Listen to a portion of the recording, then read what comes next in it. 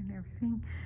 Kiri with her outstretched paw like that. Oh, now she's back in loaf. I think I give her a 8.5 on her loaf. I think I see some toe beans on one side. But that was cute. Her brothers are in the catio, so she's all relaxed, even though I'm watching a thriller, Quiet Place Day 1. She doesn't mind. Do you, Kiri? Aww. You're so cute.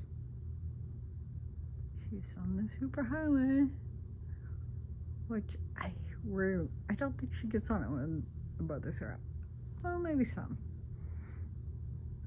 More often when they're in the catio. Okay, bye.